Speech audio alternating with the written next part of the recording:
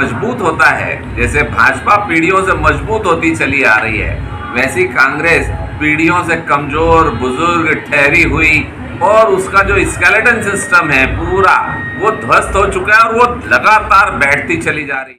अब समझ गए तो 23 में भूपेश बघेल जी को बाय बाय कर दिया और देश प्रदेश में काम साए साए चल रहा है। और इनके नेता पकड़ी थी, गंगा जल हाथ में लिया था और कहा था शराब बंदी करेंगे, तो ब्रह्मास्त्र तो था वो। एक बार ब्रह्मास्त्र ऐसा चला कि अब 2023 के आते आते सारे लोगों ने कह दिया कि ये जब चुनाव का उत्सव होता है तो कांग्रेसिया ठग निकलते, क्योंकि उनके निर्णय देखे आप।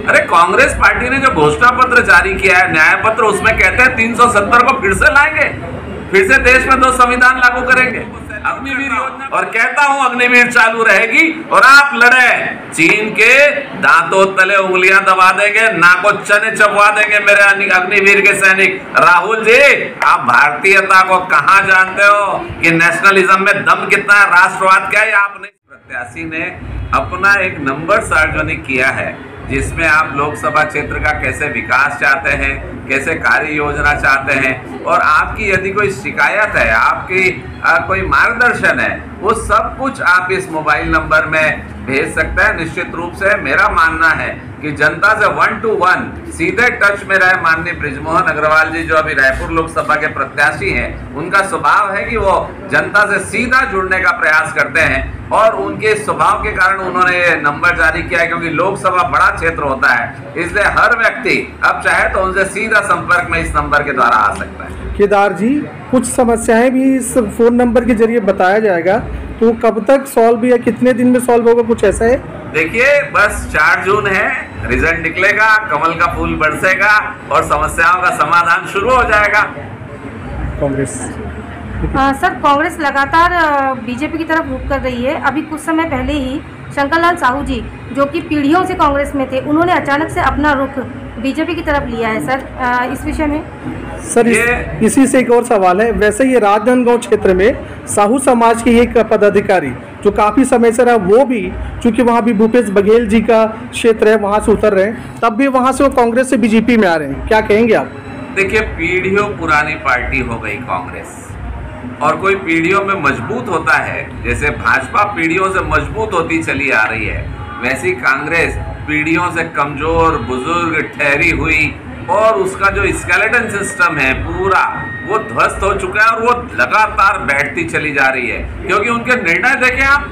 अरे कांग्रेस पार्टी ने जो घोषणा पत्र जारी किया है, न्याय पत्र, उसमें कहते हैं 370 को फिर से लाएंगे, फिर से देश में 2 संविधान लागू करेंगे, अग्निवीर योजना को बंद करेंगे, और राहुल जी कहते हैं कि अग्निवीर से जो सैनिक बनेगा वो चीन के सैनिकों के सामने धराशायी हो जाएगा। अरे भाई, जिस सेना को हम सैल्यूट करते हैं उस सेना के नौजवानों का आप मनोबल तोड़ते हैं, उन्हें कहते हैं धराशायी हो जाएगा। मैं फिर से अग्निवीर सैनिकों को सैल्यूट करता हूं, सैनिकों को सैल्यूट करता हूं और कहता हूं अग्निवीर चालू रहेगी और आप लड़े चीन के दांतों तले उंगलियां दबा देंगे, नाको चने चबवा देंगे मेरे अग्निवीर के सैनिक। राहुल जी, आप भारतीयता को कहां जानते हो कि नेशनलिज्म में दम कितना है, राष्ट्रवाद क्या है, आप नहीं समझ पाओगे। सर, उन्होंने एक ब्रह्मास्त्र छोड़ा है कि महिलाओं को 1 लाख रुपए सालाना देंगे, किस रूप में देखते हैं इसे आप?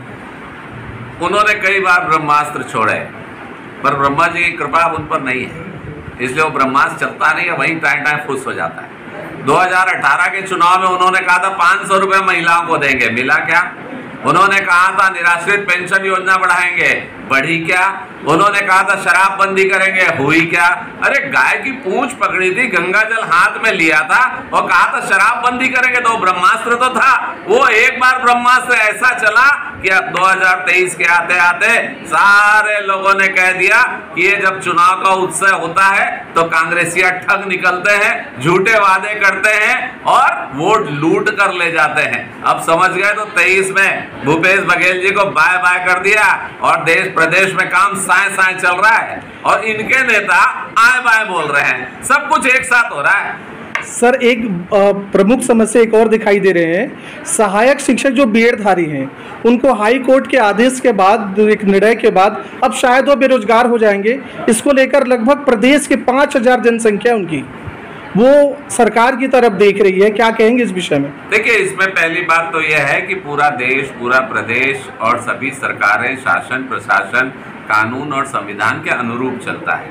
पर अगर इसमें किसी प्रकार का कोई बड़ा व्यवधान, किसी के ऊपर आजीविका का संकट खड़ा होगा, तो भारतीय जनता पार्टी की सरकार अपने स्तर पर उस पर कुछ ना कुछ कार्य करेगी और कुछ सुधार करने का प्रयास करेगी। देखिए, साहू समाज को बड़ी उम्मीद थी कि माननीय ताम्रध्वज साहू जी को मुख्यमंत्री बनाया जाएगा और पूरा साहू समाज 2018 में बढ़ चढ़कर वोट दिया था, परंतु इसका उल्टा हुआ। ताम्रध्वज साहू जी को गृह मंत्री बनाया, पर ईश्वर साहू के बेटे की हत्या कर दी गई और भुवनेश्वर साहू, और उसे एक समाज विशेष के लोगों ने कत्ल कर लव जिहाद के मामले में फेंक दिया, तो भी ताम्रध्वज साहू जी मिलने नहीं गए।